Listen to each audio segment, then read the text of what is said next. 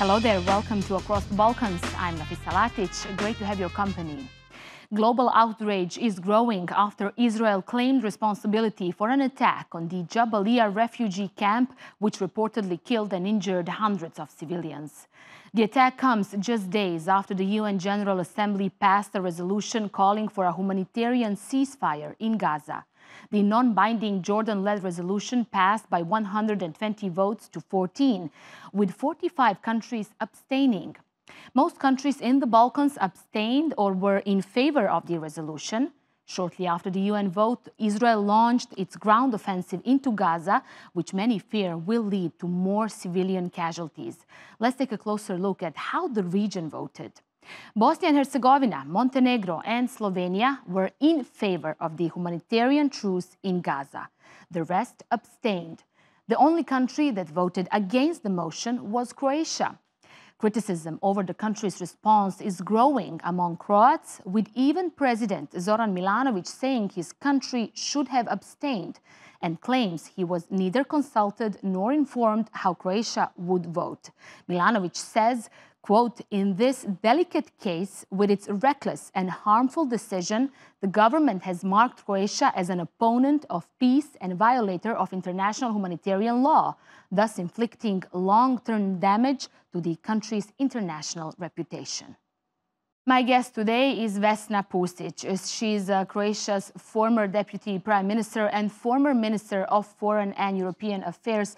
Great to have you with us, Mrs. Pusic, and thank you for your time. Now, do you agree with President Milanovic that this decision will damage Croatia's international reputation?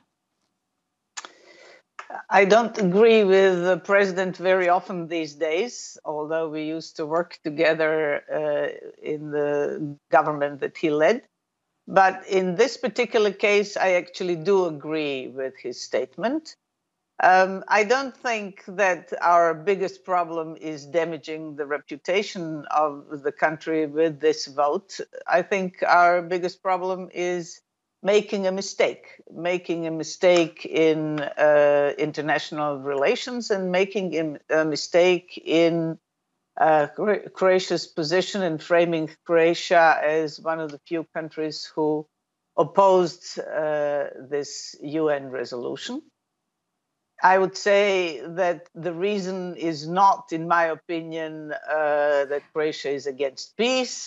Croatia overcalculated in this particular case, trying to see how to position itself and thinking more about positioning itself than about the content of the resolution. Of course, Croatia also voted for the Canadian amendment that would have included condemnation of Hamas and Hamas's horrible attack and killing of 1,400 people and kidnapping of 200 people in Israel on October 7th.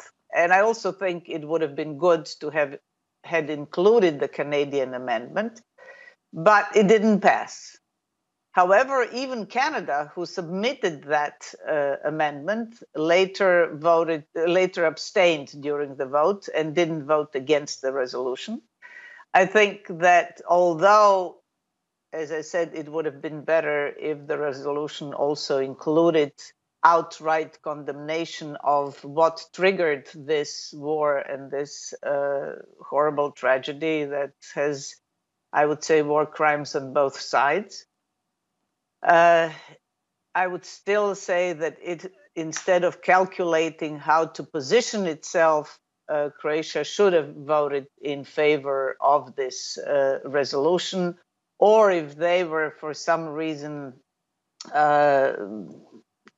decided against voting in favor, at least abstained. Despite that resolution, we've seen attacks on refugee camp, on hospitals, on residential areas following that vote. What do you make of international community's reaction in general to what's happening to civilians in Gaza? I think for quite a number of years now, the issue of two-state solution, of the position of the Palestinians, relations between Palestinians and Israelis, have been taken off the international agenda. American former President Trump initiated this so-called Abraham Accords, where Israel, I think, was trying to establish good relations with some of the Arab neighbors, bypassing the issue of position of the Palestinians. The two-state solution has almost disappeared from international debate. And this, I think, has been globally a big mistake. Now, nobody actually quite knows what to do. I don't know if you have been following the discussions between the Chinese Foreign Minister Wang Yi and the American Foreign Minister Antony Blinken about the possibility for China and America to cooperate on trying to find a solution. The world has been polarized on many issues. And on this particular issue, people are becoming enemies instead of discussing possible solutions. They're trying to blame each other. They're trying to create an atmosphere of hate. Enough of that has been done on the ground already. As the famous public intellectual Harari, Israeli public intellectual, said, we, the Israelis and the Palestinians at the moment, are unable to deal with this situation. Okay. We need smart international players who can come up with a solution. And I, for a while, thought that one of the possible solutions was to make Gaza an international protectorate. But that, it seems, is not on the books. And this vote in UN General Assembly and in general, the war in Gaza has sparked a lot of criticism in a region that has passed very similar. Why do you think that is the case? Why are people from this region so passionate about the situation in Gaza? And can actually what's going on there make an impact on our own security issues? This is making an impact on the global security. This is not just the Balkans. This is going to, in the end, certainly result with waves of refugees, something that's caused the initial divisions and conflicts within Europe and European Union, and also within the Balkan region. I don't think that this is more dangerous for the Balkans than for Europe, than globally.